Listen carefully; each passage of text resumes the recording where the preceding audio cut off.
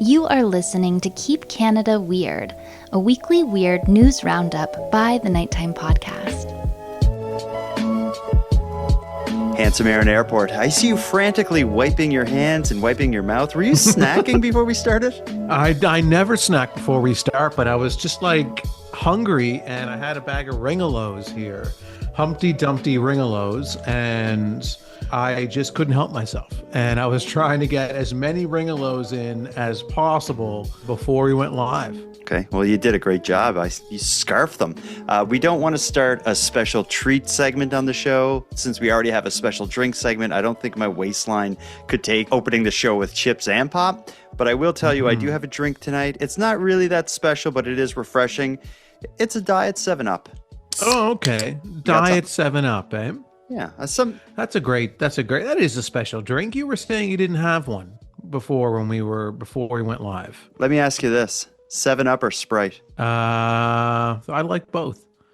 Yeah, you don't have to choose in this life. You're free to have both. Variety is the spice of life. So I do 7-Up and Sprite and live my life to the fullest. What do you got over there? I have something kind of similar, actually. I have a Diet A&W root beer. Ooh, okay. A&W make great root beer. And root beer is generally caffeine free. So all the boxes are checked. Here we go.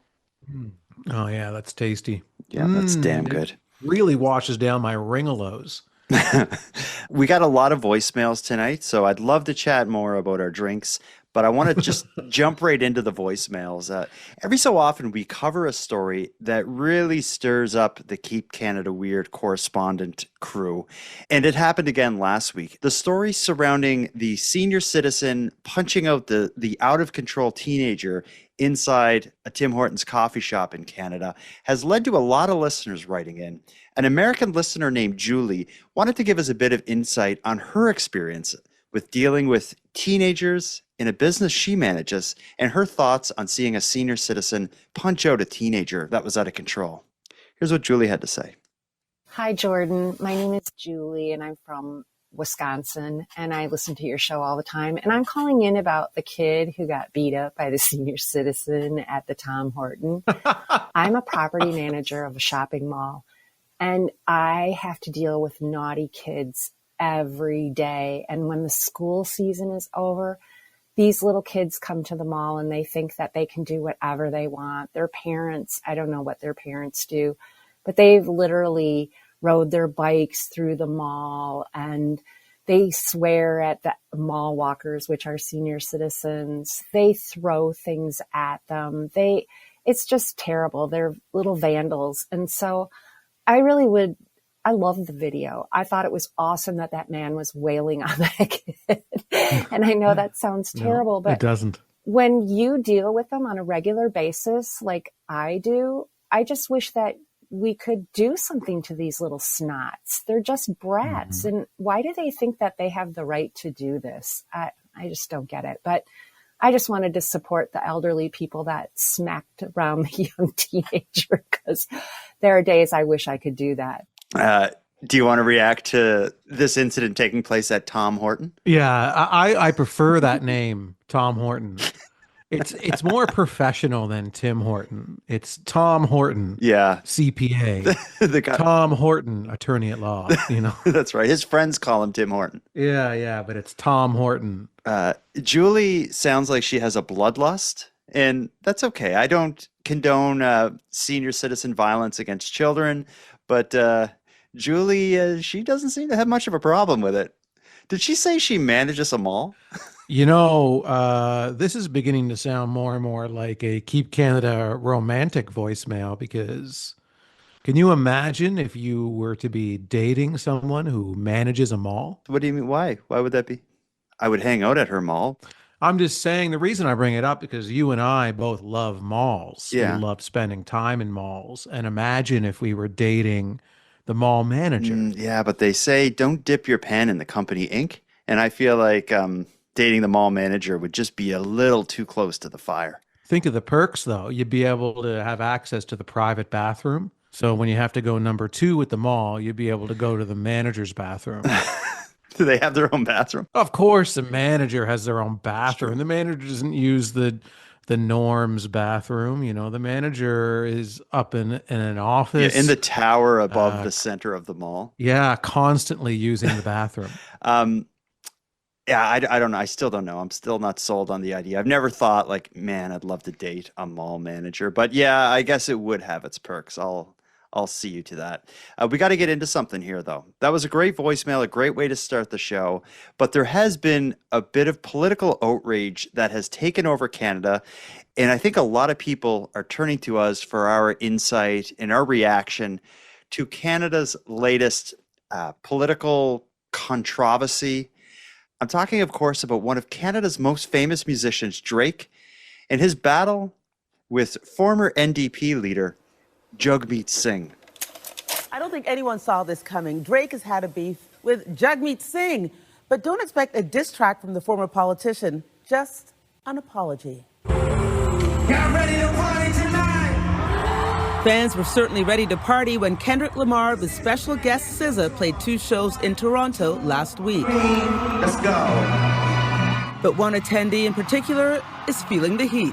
Jagmeet Singh was spotted at the show, and Toronto rapper Drake isn't happy about it, going as far as calling the former NDP leader a goof for being there.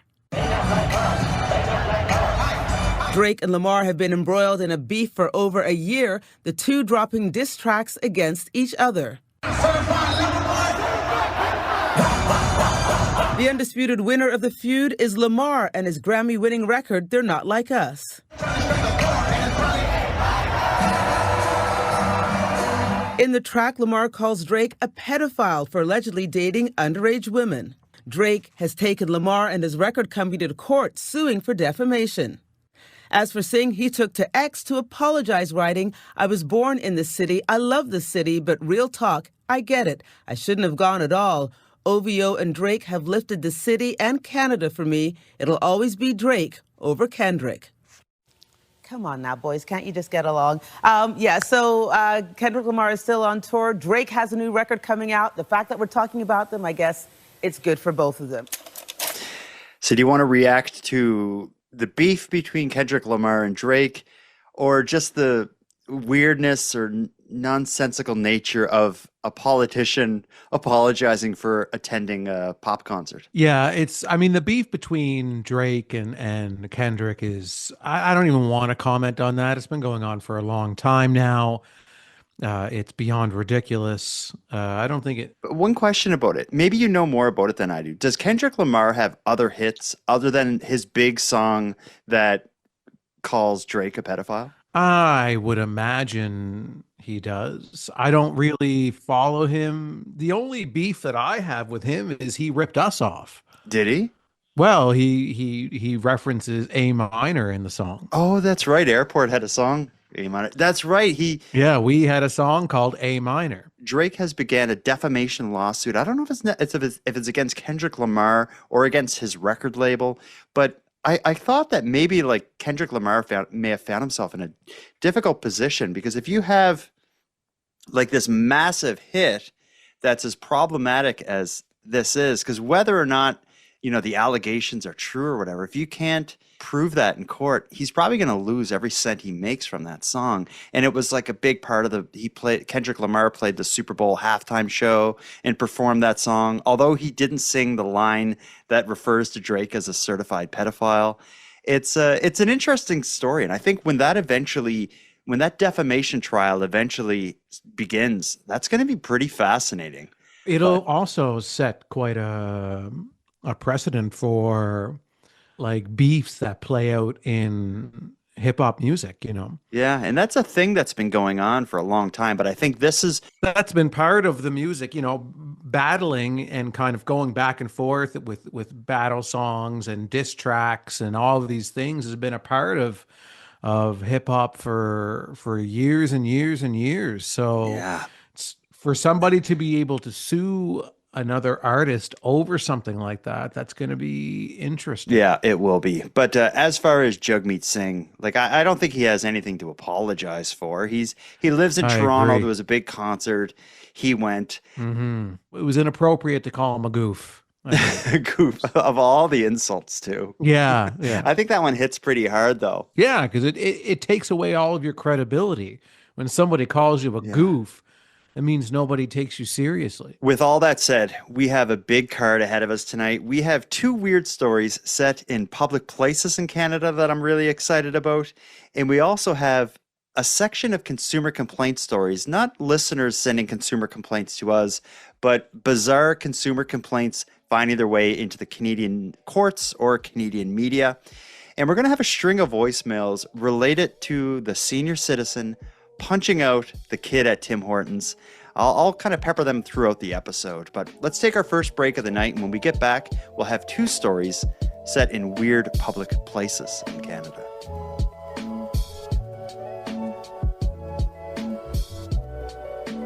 Handsome Aaron Airport. Something we discuss a lot on this show is public art installations, and we're going to do it again tonight in episode 168.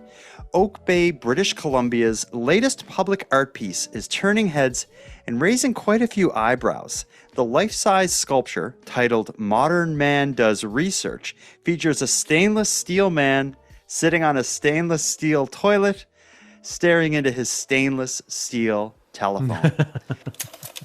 Down the street from the market in front of Oak Bay's public library is a new public art installation that's raising a few eyebrows.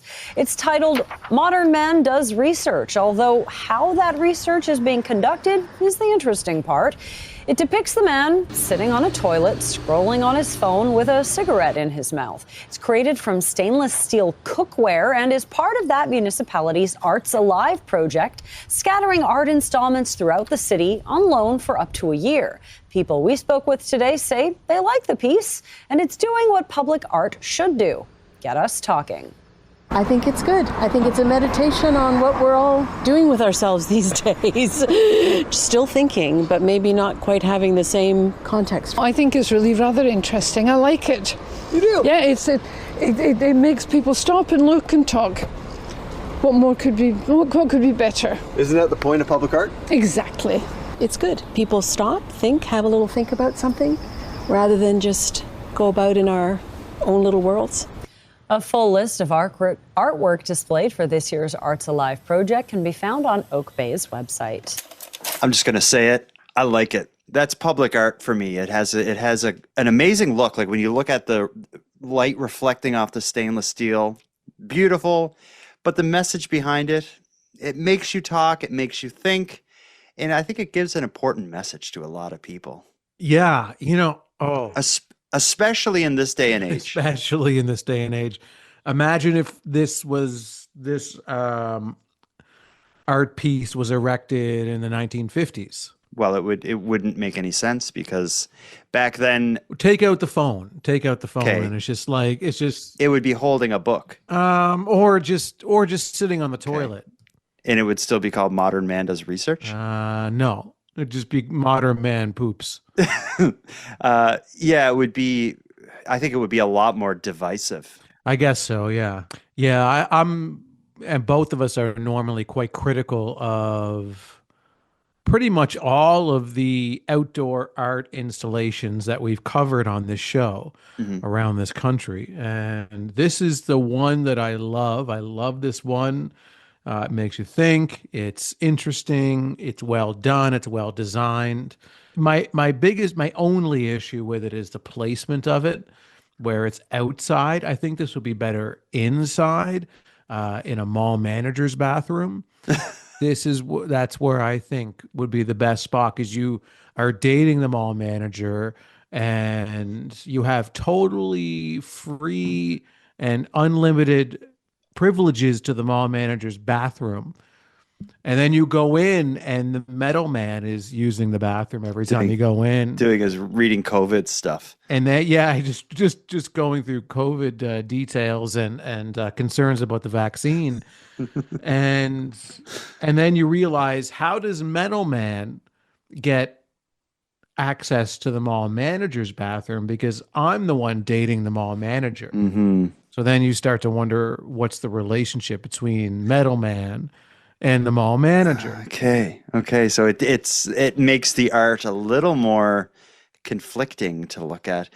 Do you think there is value in making fun of or discrediting the kind of research someone would do on their phone on a toilet? Like, I think that's one valuable public contributing part of this art. Kind of rolls its eyes at the idea of, YouTube research or Facebook research that people do.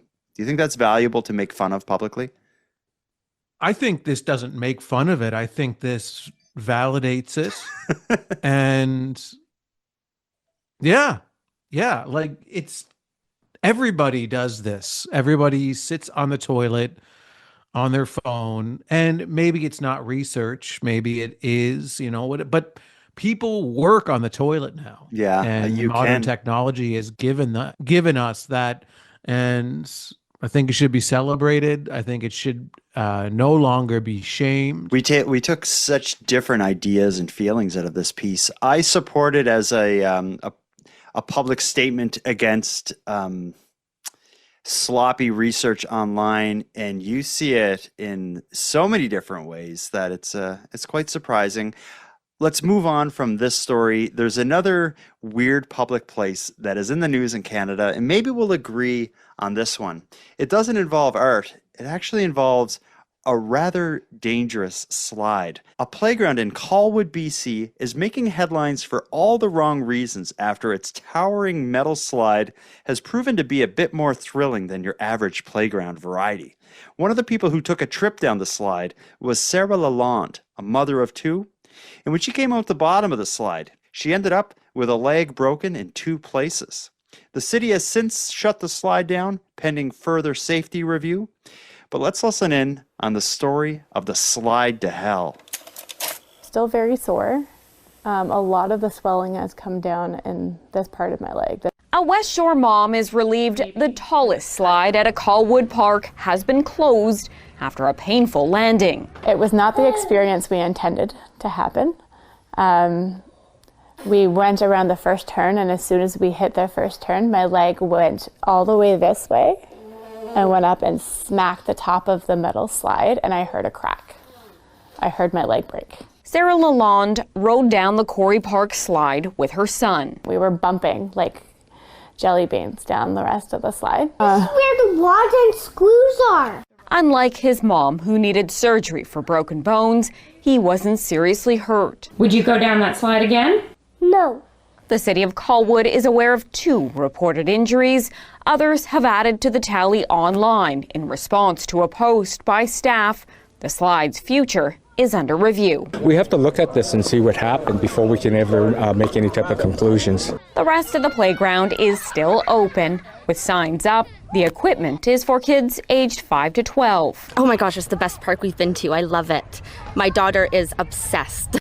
And that tallest slide now cut off. Slides should be accessible for all abilities and age ranges, and that looks like you can shoot right out the bottom like a fire rocket. Obviously, safety is the most important as a parent. When a kid goes to a slide, they shouldn't get hurt on it, even minorly. Sarah's son says he'll be sticking to the smaller slope as his mom anticipates spending the next year recovering from an all too daring ride.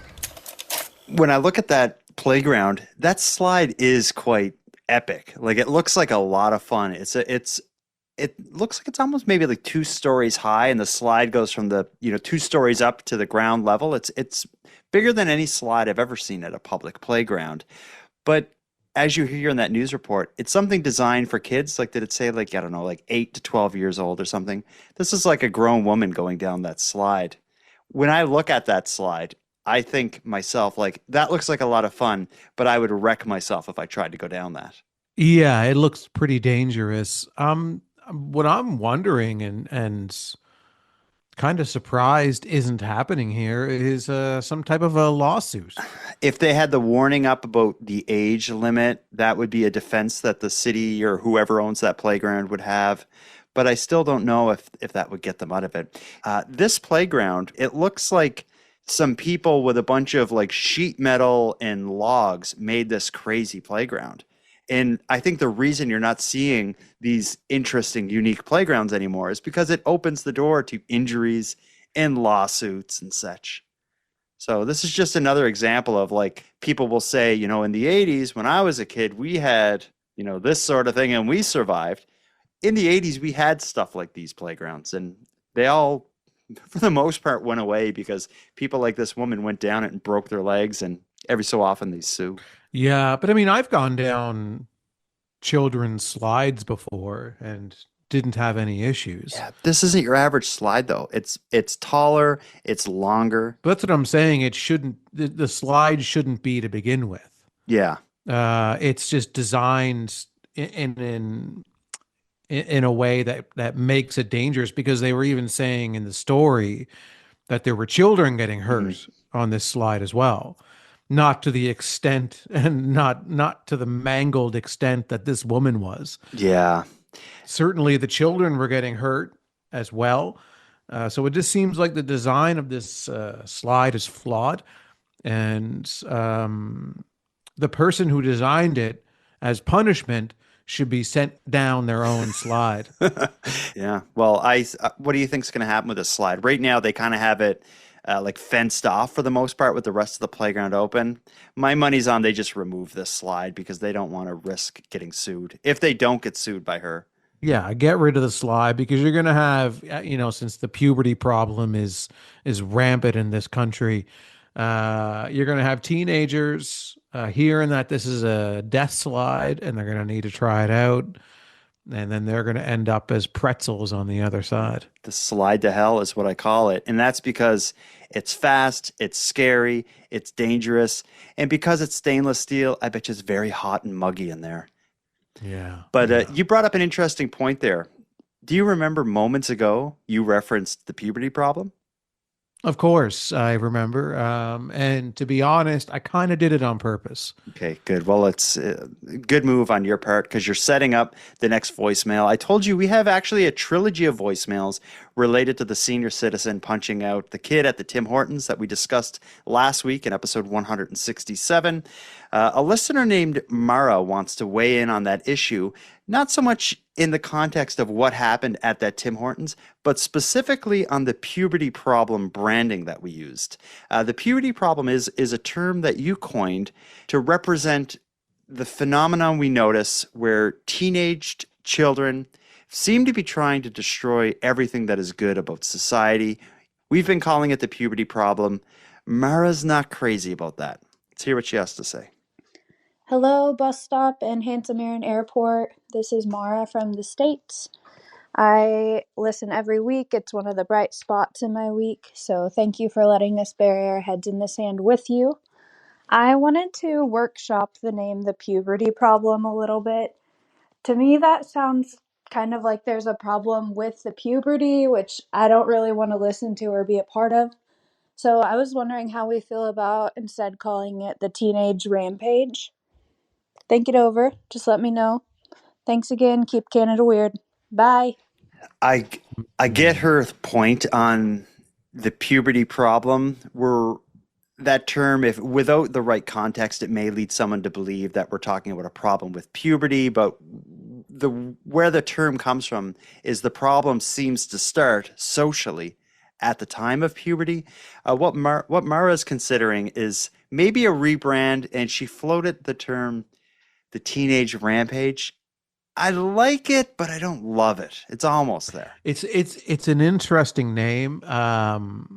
If she had have given this idea to us before I came up with the puberty problem, then we probably would have called it the teenage rampage. But yeah, because that teenage rampage is better than the other options we were floating before we came up with the puberty problem. But we've been using the puberty problem now for a few months, or maybe 2 months or so, or maybe longer.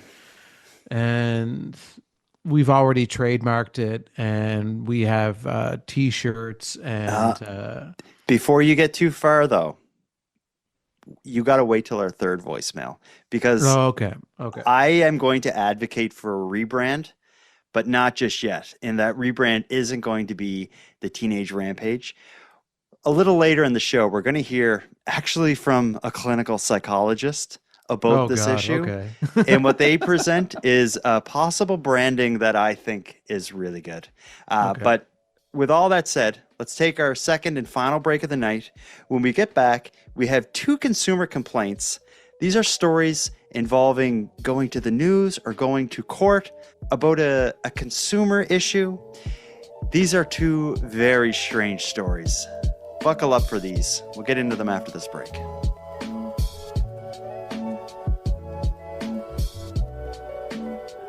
Handsome Aaron Airport. I love a consumer complaint. I love seeing these things in the news, and I love the public serving as kind of judge and jury for who's wrong, the consumer or the big corporation that has their money.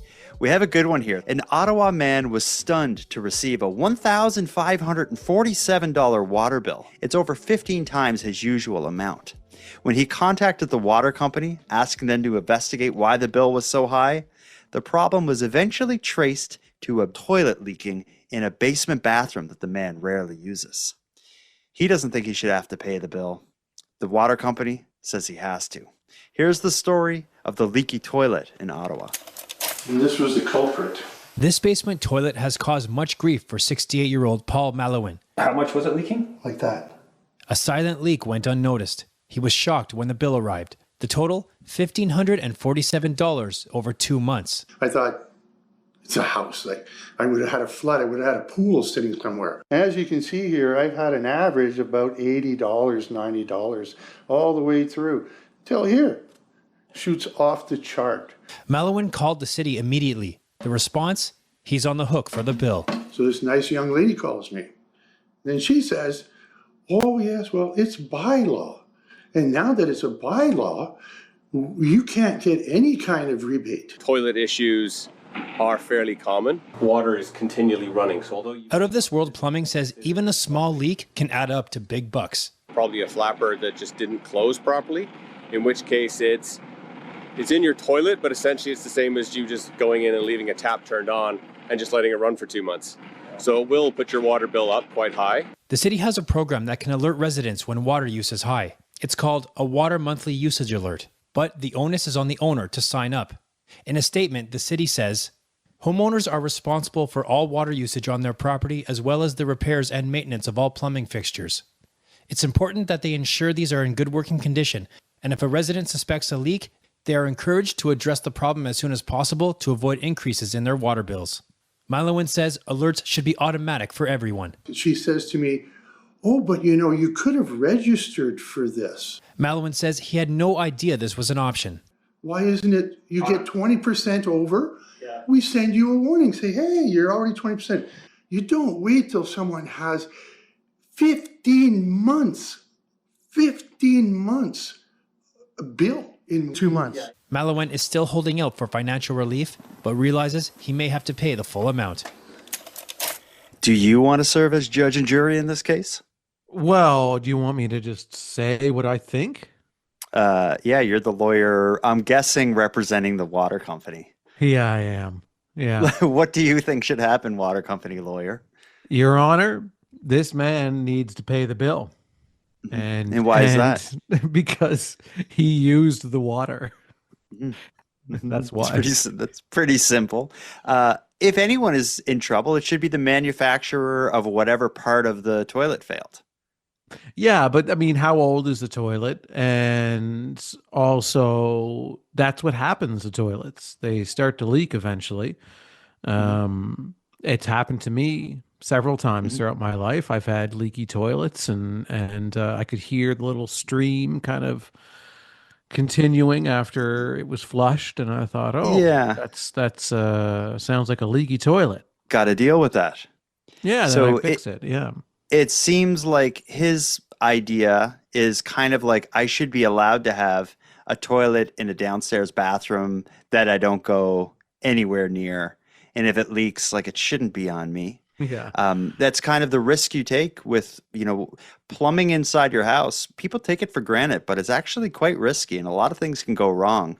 In this guy's case, what went wrong is that there was a slow leak and it cost him 15 times his normal bill. It is $1,500. That's a lot of money, but this could be way worse. Yeah, no, this guy, not to quote Drake here, but this guy's a goof. What about his condescending tone when he was giving the quotes of the woman he spoke to from the call center or whatever? And she said, but there's like the way he delivered it, but there's a bylaw, and the bylaw. But there's a bylaw in the bird. Yeah, I didn't care for his impression of her. Yeah, this guy, I don't like this guy. Yeah, Flat the out say it. the only part of his case that I do appreciate and sympathize with is that the water company does offer some kind of service where if your bill gets too high, they call you, or well, they probably just send you an email or a text or something like that.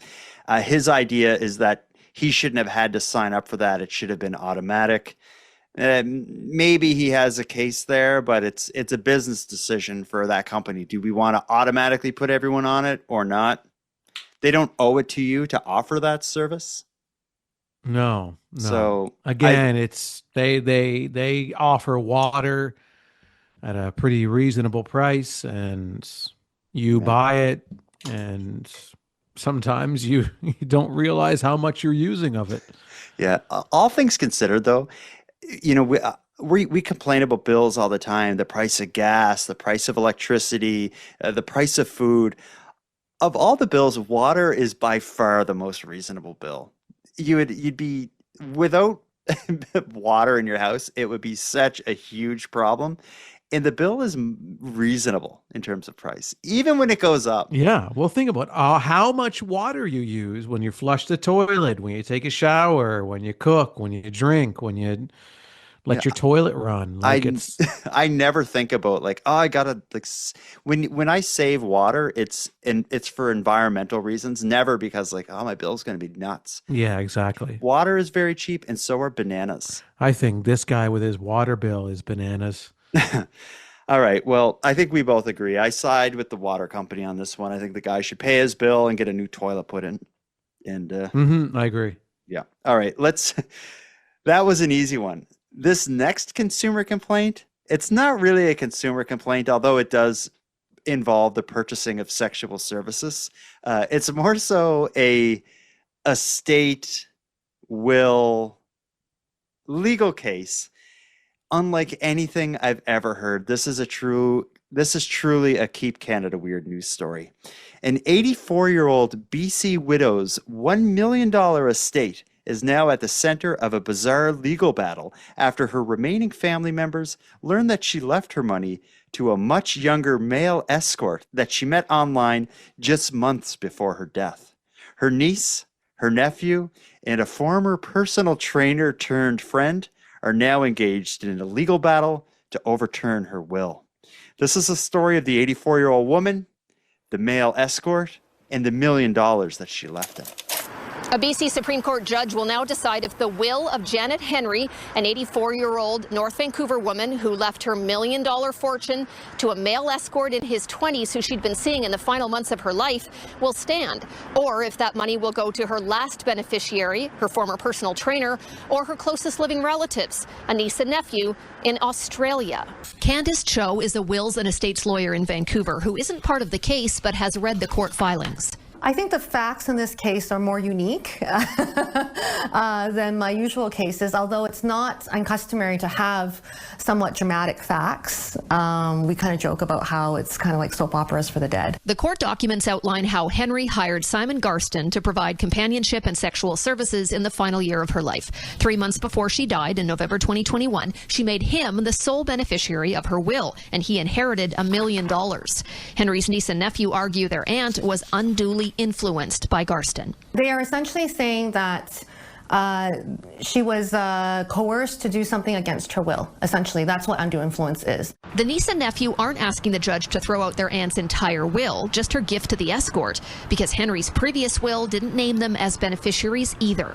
It was a former personal trainer that she had a close relationship with, but who presumably was also much younger than her at the time. I did the math. It looked like she was 72 when she met him, and he was much younger than her, and she chose at that time to give her estate to him. And he was added as a party to this action. So really the contest is now between the next of kin and also the former personal trainer friend and the male escort. Cho says it can be difficult to convince a judge that a person's last wishes shouldn't be followed. I don't see anything from the case to indicate that there was any declaration of incapacity on her front, despite her advanced age. And so she has the rights of any other person to give her estate to whomever she wants. That's called testamentary freedom. And if she wants to give it to somebody that she has strong affection to, who happens to be her male escort, she has the freedom to do so. She says it's a case that wills and estates lawyers will be following closely. Any predictions here? I don't know. It could go any way. Yeah. It'd be fascinating to read the reasons for judgment. The Supreme Court judge has set a June 30th trial date in this case, but the former personal trainer, who was the beneficiary before the new will was drafted, has asked for an adjournment so he has time to prepare his case. That hearing will be next week. I've never heard anything like that. Even like these battles over wills and estates and all that stuff, that's not uncommon. But the facts of this case, this has to be uncommon.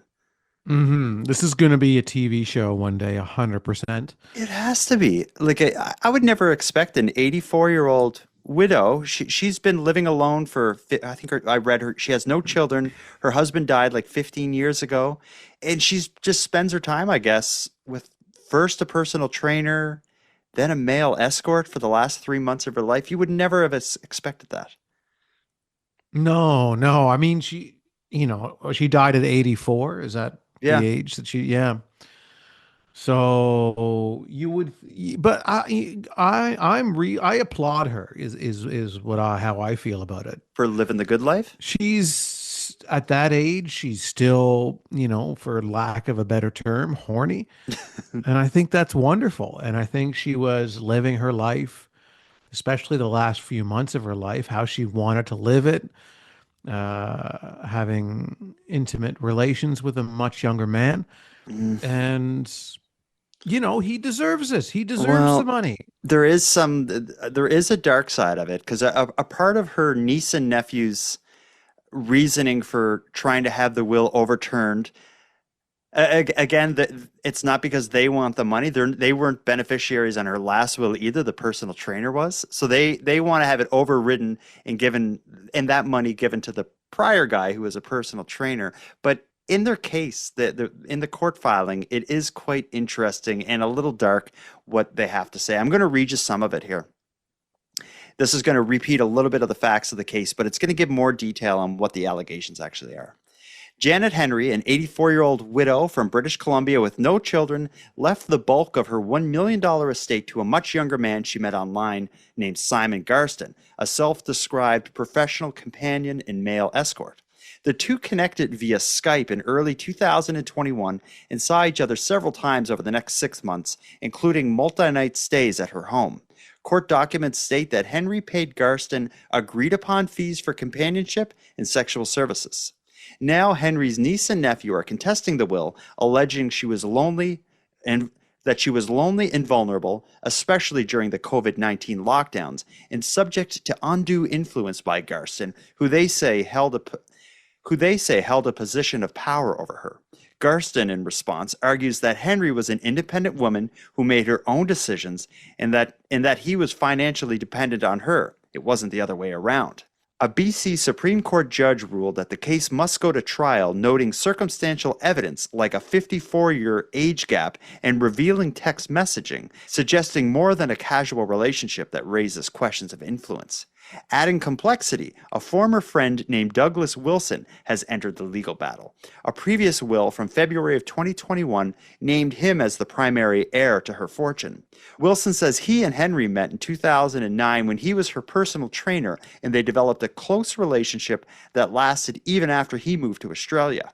He alleges the switch to Garston was a radical departure from her long-time estate plans and claims Garston manipulated Henry emotionally and encouraged risky health practices, like encouraging her to eat raw chicken to cure her cancer and advised her against seeking medical help.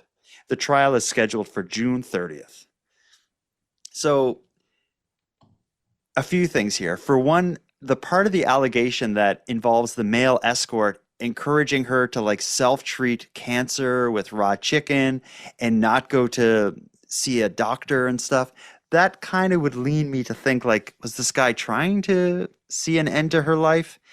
Did she take it upon herself to update the will, or is that something he encouraged her to do? And I think they could probably get to the bottom of that by looking at texts or figuring out what led to her, contacting the lawyer to do this. The whole thing's bizarre. And on top of all this as well, the personal trainer, he didn't even know this had happened until the niece and nephew contacted him. And now the trial, it looks like it's going to be delayed because now he's going to be involved in it, and his legal team is going to need some time to step in. I feel that somebody wants to leave their money to someone in their will, whoever it is. I feel like they have the right to do that. If there's concrete evidence of manipulation and attempted murder was, some people are claiming here, that's a little different. But right now you have that side is saying those things. Obviously they're motivated to say that, but I don't know. We'll have to see what hard evidence comes out here. I would, one thing I will say in defense of the male escort is that he was probably the only person spending time with her in the end, it sounds like. Yeah, it's true. And there's something to be said about that. Yeah, exactly. So if this woman is on her deathbed and this is the person that she's connecting with the most, and the family that she does have, nieces and nephews, aren't around, the personal trainer moved to Australia, this is the person who's by her side.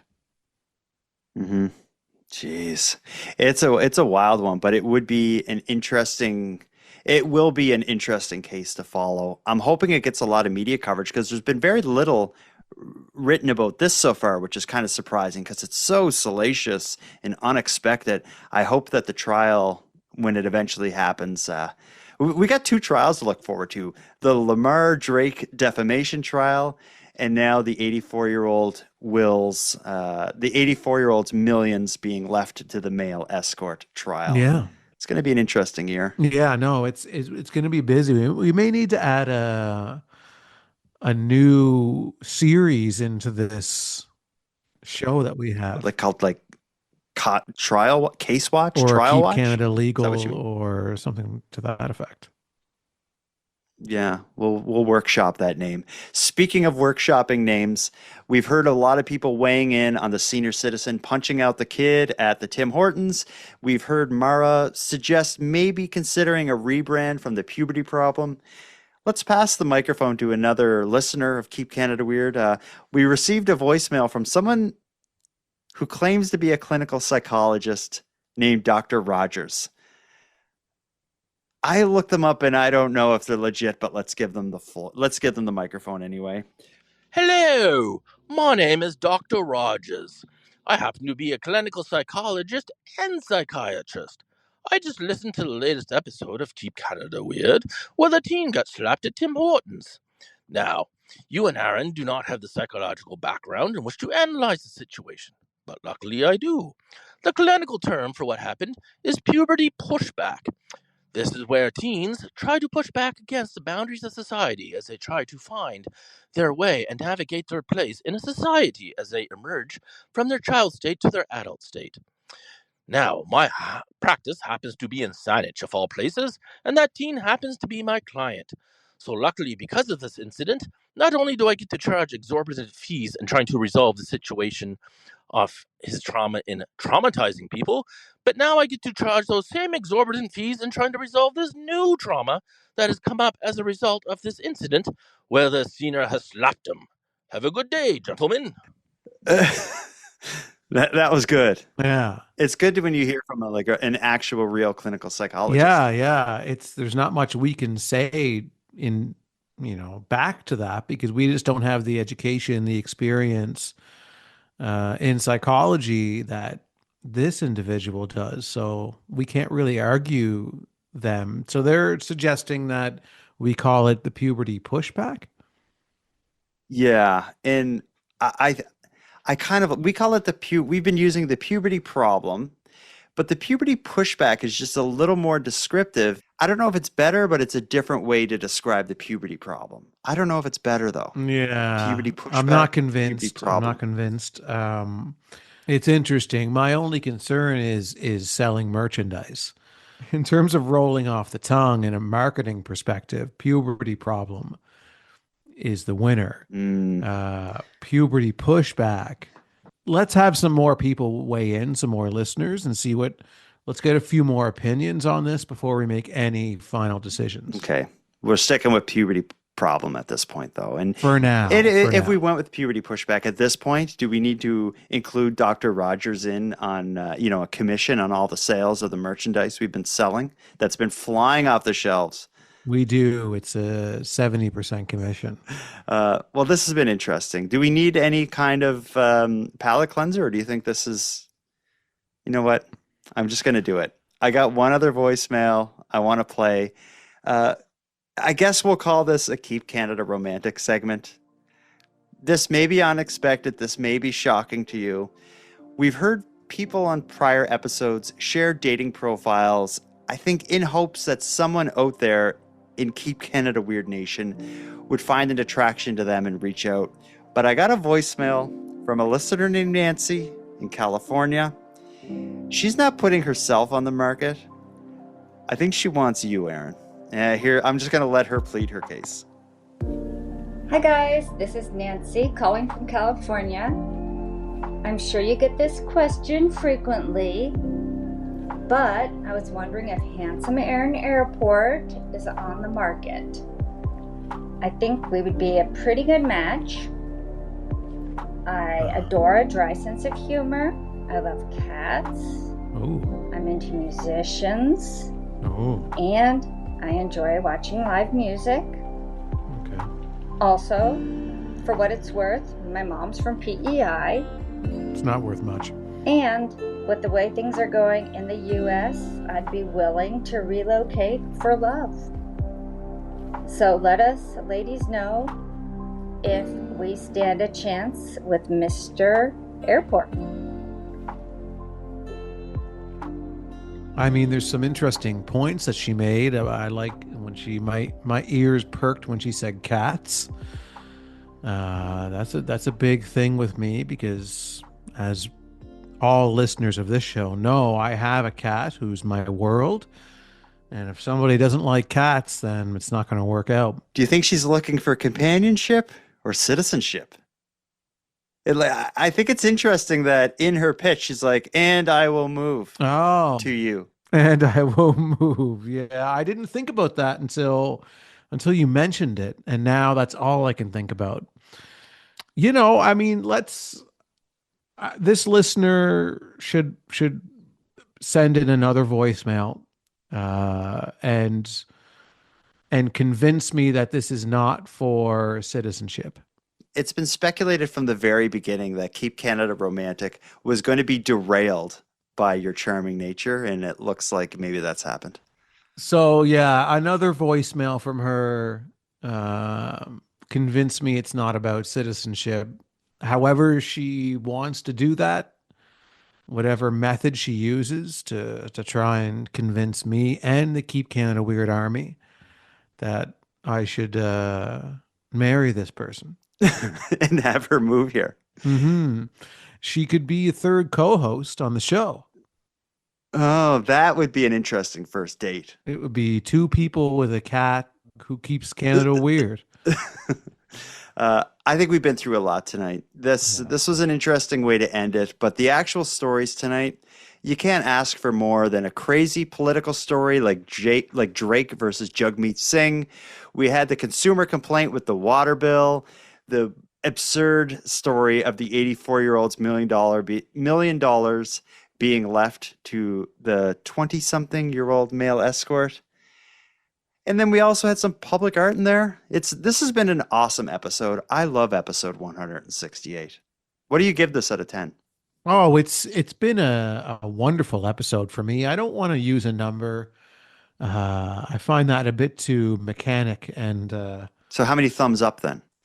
I don't want to use thumbs up because I only have 2, and it doesn't quite represent the complexity of how I or a listener would feel about an episode. There's a lot of levels to that. So let's just say this then. Did we do it? Yeah, it was done. Yep. I agree. Handsome Aaron Airport, until next time. Jordan Bus Stop, Backhoe Bonaparte, until next time. I think we should all consider a will, but I don't know if we should update it months after meeting a much younger lover. Yeah, and until next time, for anybody who wants to potentially date me, I only have one criteria, and it's that you are a mall manager with their own bathroom. I want to thank you for helping Aaron and I fulfill our mission to keep Canada weird. If you've got a news story from your area that you'd like to share with us, or have any thoughts or theories or opinions on anything we discussed tonight, we'd love to hear from you. You can contact us by using the voice recorder that can be found at nighttimepodcast.com/contact. And on that topic, I want to give a big thank you to this episode's correspondents. If your voice message was aired tonight, you can email me your address. My email is nighttimepodcast@gmail.com, and I'll get a Keep Canada Weird badge and swag pack sent out to you. I just ask that you wear the badge proudly and responsibly. Next, a big thanks goes out to Aaron for another great night, Unicole for the intro and outro voiceovers, and Monty Data for the outro version of O Canada. And then, of course, a sincere and massive thank you goes out to each and every one of you listening. Your support makes this show possible. And if you'd like to support the show even more, please consider a subscription to the premium feed, which can be found at nighttimepodcast.com/subscribe. The premium feed costs just a couple dollars a month, but that money will fund the creation of new episodes of the show, and it'll give you those episodes 2 days early, ad-free, and access to a back catalog of episodes. And even if you don't want to go premium, you can still support the show by sharing this episode on social media. That helps a lot too, and it's free. Your support is very much appreciated. So with all that said, until next time, take care of each other, hug your loved ones tight, and together, let's keep Canada weird. Keep Canada Weird is written, hosted, and produced by the Nighttime Podcast.